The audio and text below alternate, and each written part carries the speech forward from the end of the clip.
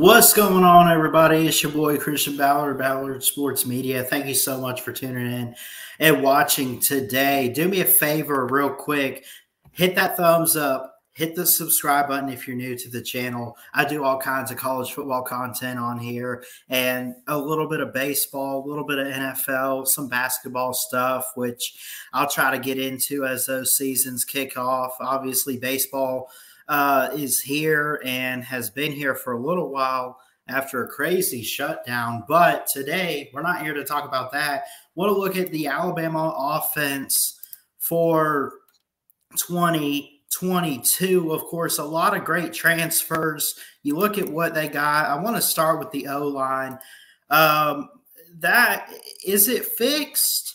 That's a big question to ask. Is the Alabama offensive line fixed? You got Damian Dalcourt. You got J.C. Latham. You got guys on the offensive line like the Brockmeyer twins and James and Tommy. Chris Owens, I believe, has left. Darian Dalcourt, Emil Ekiyor, Damian George, Amari Knight. I mentioned J.C. Latham. Seth McLovin is a sophomore, going to be entering his junior year. Pierce Quick is a guy that transferred out to Georgia Tech. He's gone. The big thing, it doesn't matter, forget the names.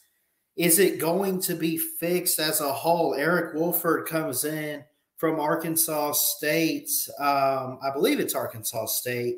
He comes in to coach the offensive line after a year under Doug Maroon, who was previously with the Jacksonville Jaguars. So Eric Wolford comes in to coach us up here on the offensive line. That's really the big thing. The two things I want to see from Alabama, and we'll do a defensive summer edition too, but I want to see consistency from the defense as a whole, and I just want to see the O-line fixed up. I'm not saying that they can't allow a sack at all, right, on Bryce Young. But my goodness, how many times last year was Bryce Young running for his life? How many times? Probably every other play, it seemed like. And I'm not going to sit here and say that's on the players. It's more so a coaching thing, I think, because I think every player at Alabama goes there and gives it everything they can, give it everything they got. You know, but you got the O-line. I want to see if it's fixed up. We look at the quarterback room. We mentioned some of these quarterbacks. Jalen Milroe comes back. He's going to be a sophomore. He's QB2, and I think he proved that in the spring game. Got a very strong arm. Look at those muscles on him. Very strong arm, good out of the pocket, throws a good and tight spiral. A 4-star recruit out of the state of Texas. He's going to be the guy after Bryce Young. Bryce Young comes in as a junior this season. We know about Bryce Young. We know about what he can do, but I want to show you guys a little bit about Jalen Milroe. He did have some stats last year. He was 3 of 7 for 41 yards. He averaged 5.9 yards every time he threw the ball. He did throw a touchdown. He took 2 sacks for a loss of 9 yards. He was in there mostly on backup time, right? And really in the games against the lower tier opponents. And he probably could have been in there in games like the Iron Bowl if they had been close games. But they weren't, right? I want to show you guys his stats here. Jalen Milroe, as I mentioned.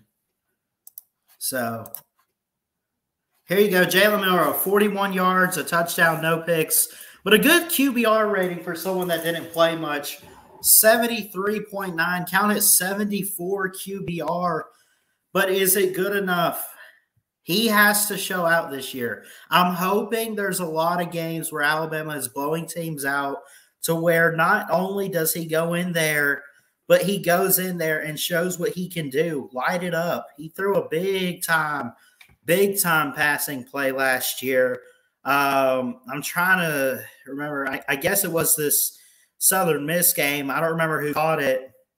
He was 100%, a 24-yard deep shot to the end zone against Southern Miss, 63-14, the final of that game in week 4 of the season. And notice the opponents, 44-13, did not attempt any passes. He went in there to hand it off against Miami. Mercer, 48-14. He attempted one, did not get it. He was 1 of 1 for 24 yards, and he threw that touchdown against Southern Miss in week 4 in New Mexico State. Notice those opponents outside of Miami, although Miami obviously firing their coach and everything. I guess it was kind of a cupcake type of team, but mop-up time, right? He was technically speaking, he was QB number 3 with Paul Tyson still being on the roster, but he's gone now. So now Milroe takes over as the backup quarterback spot. After him, I want to talk about Ty Simpson. Oh, 5-star recruit. 5-star recruit out of Tennessee. Played over near UT Martin. Where exactly in Tennessee is he? But anyways, they bring in a lot of great transfers, but the quarterback room, no transfer quarterbacks. They don't come here because they know they won't win the job over Bryce Young or any of these guys. But Ty Simpson is next on the list. I'm excited to see what he can do. I'm hoping he gets some playing action. Maybe he does get some time. You look at their schedule, though. Where does it stand? Where does it fall? What games can we see the third string get in there? It'd have to be against a team like Utah State or UL Monroe or Austin Peay. It'd have to be one of those games, right? I don't think A&M. I don't think Auburn. I don't think Tennessee. I don't think Texas, because I think that Texas game could be pretty good and pretty close. I don't think you see time for backup quarterbacks in that game, in my personal opinion. But Ty Simpson, where does he fall, right? Where does he step in and take over some of these games? That's a big question there that I think we should be asking. And they bring in some good transfers I mentioned, right?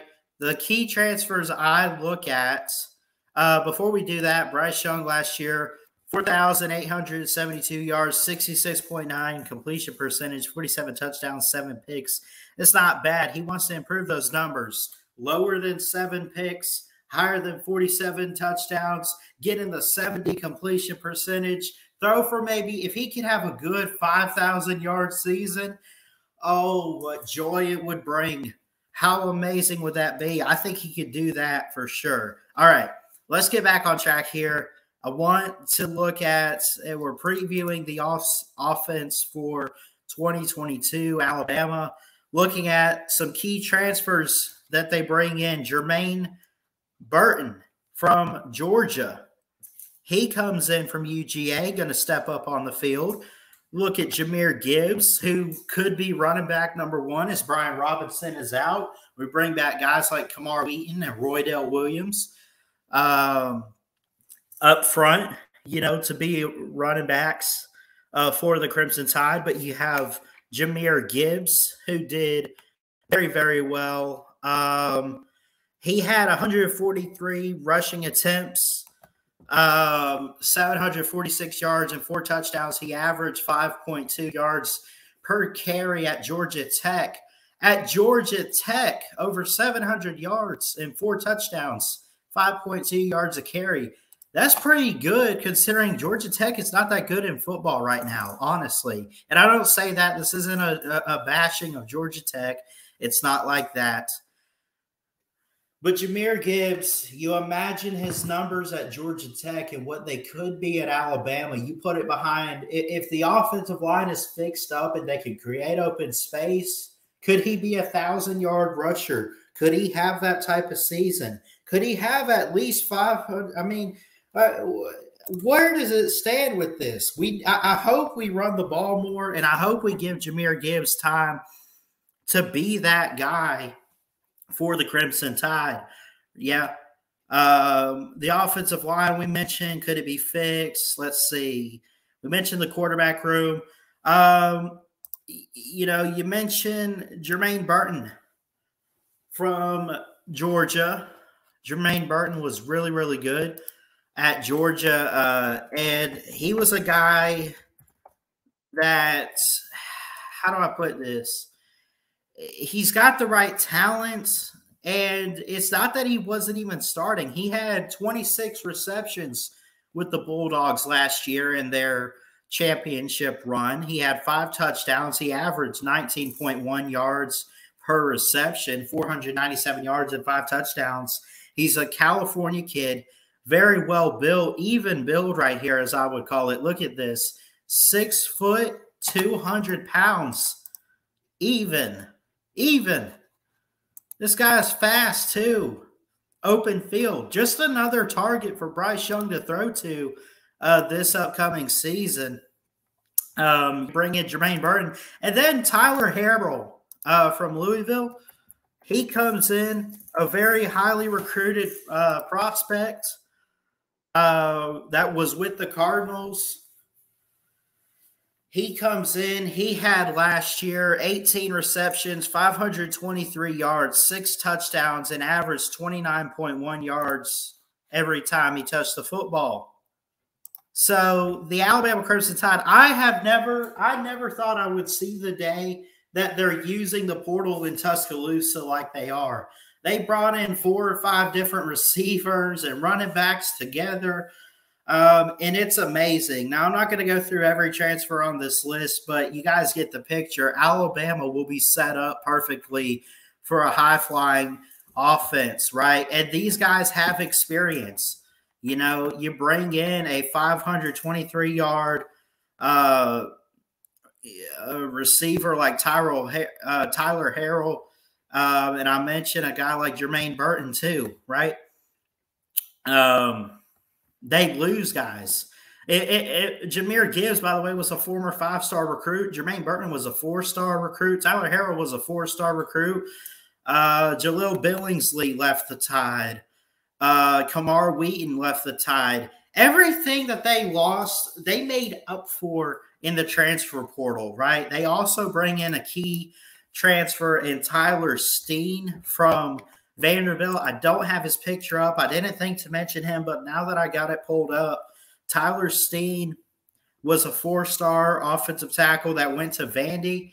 He leaves there. He comes over to Tuscaloosa, another guy to step up on the offensive line with guys like Seth McLovin, obviously.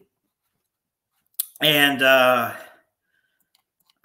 what are some others, Seth McLovin, the Brockmeyer twins, J.C. Latham, to name a few guys here on the offensive line that could be very, very good. Chris Owens is gone. Tanner Bowles is here.